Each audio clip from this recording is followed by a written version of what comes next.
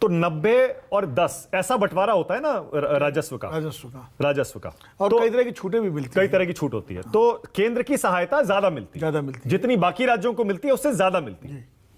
तो क्या ये संभव है विनोद जी, या सिर्फ ये एक चुनावी वादा है? और क्योंकि देखिए अभी तक अगर संभव होता तो इतनी सरकारें थी, किसी ने तो किया नहीं। देखिए, विशेष राज्य के दर्जे की मांग नीतीश कुमार जी की बहुत पुरानी मांग है। और जब नीतीश कुमार 2005 में बिहार के मुख्यमंत्री बने थे भारतीय जनता पार्टी के सहयोग से, उसके बाद उन्होंने दिल्ली में एक रैली की थी लाल किले मैदान में, और जिसमें नीतीश कुमार जी भी थे और उसमें शायद तत्कालीन उप मुख्यमंत्री सुशील कुमार मोदी भी थे। और वो रैली जो है विशेष राज्य के दर्जे को मांग के लेकर के ही दिल्ली में की थी। ये सुनील सिंह जी को याद होगा, जेडीयू के हैं। अब मैं तो जर्नलिस्ट के रूप में कवर भी करता रहा हूँ, इसलिए मुझे अच्छी तरह याद है। उसके बाद नीतीश कुमार जी जो है मुख्यमंत्री रहे लगातार। उसके पहले अटल जी की सरकार में केंद्रीय मंत्री भी रहे।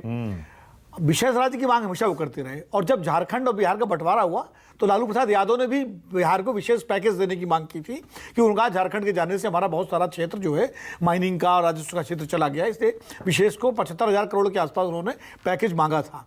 लेकिन बिहार को पैकेज मिला नहीं, ना यूपीए सरकार ने दिया ना एनडीए सरकार ने दिया, किसी सरकार ने नहीं दिया। और उसके बाद नीतीश जी जो है जब महागठबंधन जब बना 2015 में, तो फिर विशेष राज्य के दर्जे की बात उन्होंने कही थी। तब तक केंद्र में मोदी सरकार आ गई थी, एनडीए सरकार। लेकिन उसके बाद फिर वो जब 2017 में बीजेपी के साथ मिले तो विशेष राज्य का दर्जे का मांग उन्होंने पटना में मुख्यमंत्री प्रधानमंत्री जी के सामने की थी, जहां उन्होंने कहा था कि प्रधानमंत्री पटना विश्वविद्यालय को केंद्रीय विश्वविद्यालय बनाया जाए, और उसमें विशेष राज्य की और बिहार को विशेष सहायता देने की मांग की थी। मांग तो करते रहे हैं, अब उन्होंने इसको एजेंडा बना दिया है। ये 2024 के जो कॉमन मिनिमम प्रोग्राम के एजेंडे तय होने हैं, ये उसका पहला एजेंडा है। और आप देखिए इस एजेंडे के साथ कौन कौन से राज्य आ सकते हैं। झारखंड आएगा, असम में ये बात उठेगी, कांग्रेस उसको उठाएगी इसको, क्योंकि वहाँ बीजेपी की सरकार है। तो हेमंत विश्व शर्मा को भी स्टैंड लेना पड़ेगा कि विशेष राज्य दर्जा मिले ना मिले। एक तरह उन्होंने फंसा दिया इस मामले को। उड़ीसा में नवीन पटनायक को, कि उड़ीसा जो है ठीक है वो अति पिछड़ों में नहीं आता है, लेकिन उड़ीसा की भी बहुत सारी जो है दिक्कतें, तो नवीन पटनायक को लेने की बात है। तो नीतीश कुमार जी ने एक बड़ा दांव खेला है, बड़ा दांव चला है। जो आपका कैच वो हेडिंग है ना कि पहला दांव, 24 का पहला दांव है, और ये एक एजेंडा सेट किया है। और एक बात मैं बता दूं आपको, नीतीश कुमार और राहुल गांधी के बीच में एक अंडरस्टैंडिंग बन गई है। वो अंडरस्टैंडिंग ये है कि आप तो भारत यात्रा के जरिए जनता के बीच में जाइए, और हम विपक्षी दलों को जोड़ने का काम कर रहे हैं। नेता कौन होगा इसे बाद में तय करेंगे, ये मिलजुल करके 2-3 महीने जब चुनाव के बाद कॉमन स्ट्रेटजी है, लेकिन एक कॉमन स्ट्रेटजी इनकी बन गई। अब आनंद माधव जी का देख नहीं रहे हैं किस तरह नीतीश जी का समर्थन कर रहे हैं। वो बार बार कह रहे हैं कि हम स्वागत करते हैं, समर्थन करते हैं।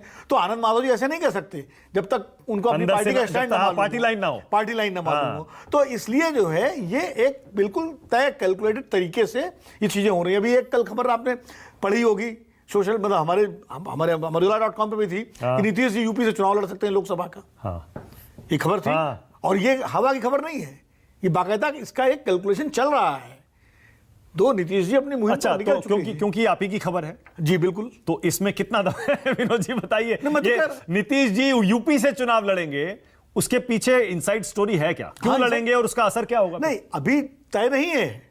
फाइनल आइडिया किसका है, कहां से आया ये आइडिया? जनता दल यू के अंदर से है ना, क्योंकि 40-45 सीटें ऐसी हैं लोकसभा की, उत्तर प्रदेश और बिहार की मिलाकर के, जहां कुर्मी यादव मुस्लिम समीकरण बहुत स्ट्रांग है और वो इनकी नजर में है। तो ये सारे कैलकुलेशन शुरू हो गए हैं। ऐसा नहीं है कि नीतीश जी अगर निकले हैं और विपक्ष को जोड़ने की तैयारी कर रहे हैं। नीतीश को वाकई यूपी में लोग स्वीकार करेंगे? जब मोदी जी को स्वीकार कर लिया यूपी में लोग, तो नीतीश को भी कर सकते हैं। जो भाजपा विरोधी वोट, मैं उसकी बात कर रहा हूं। देखिए, हर पार्टी का अपना वोट बैंक होता है।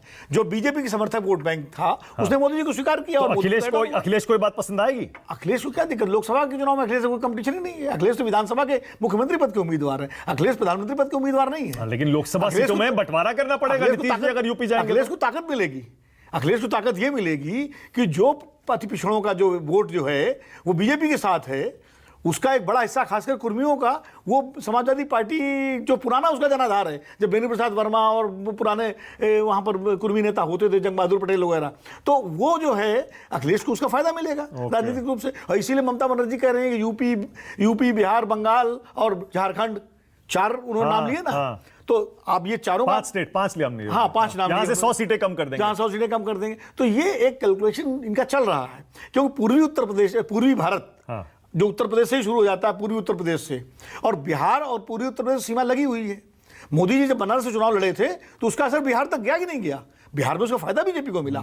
तो इसलिए अगर नीतीश कुमार लड़ते हैं उत्तर प्रदेश में कहीं से तो उसका असर तो पड़ता है ना बड़े नेताओं के लड़ने। ऑलराइट। अब ये माहौल कैसा बनता है उस पर निर्भर करता है। अच्छा, वैसे एक और छोटा सा फैक्ट है, और वो जानकारी ये है कि स्पेशल कैटेगरी के जो स्टेट्स हैं, विशेष राज्य के दर्जे जिनके पास हैं अभी, उन राज्यों में अरुणाचल प्रदेश है, असम है। बताते हैं कुछ हद तक स्पेशल कैटेगरी इन लोगों को मिली हुई है। हिमाचल है, जम्मू कश्मीर है, वो तो यूनियन टेरिटरी है ही, मणिपुर, मेघालय, मिजोरम, नागालैंड, सिक्किम, त्रिपुरा, उत्तराखंड। वो किस तरह की स्पेशल कैटेगरी है, स्पेशल स्टेटस है? एक्चुअली जैसे उत्तराखंड हो गया, ये तो पहाड़ी स्टेट जो है हाँ। ना, बैकवर्ड रीजन के रूप में माने जाते हैं। तो जो बैकवर्ड रीजन, जो हिली स्टेट होते हैं, उनको बैकवर्ड रीजन की वजह से ही उनको ये दर्जा मिलता है। हाँ। क्योंकि हिमाचल हो गया, जो उद्योग लगाने में छूट मिलती है, टैक्स में बहुत सारी छूट दी जाती है। उत्तराखंड में इसका हुआ, हिमाचल में, इसीलिए देखिए हिमाचल उत्तराखंड में इंडस्ट्रियलाइजेशन बहुत हुआ। हाँ। उसका एक बड़ा कारण ये है, इसीलिए नॉर्थ ईस्ट के राज्य इसमें शामिल किए गए। तो ये इसके कुछ पैरामीटर्स हैं जो पहले योजना आयोग ने बनाए हुए थे, अब नीति आयोग ने उसको जो है तय किए हैं पैरामीटर्स। हाँ, ठीक है।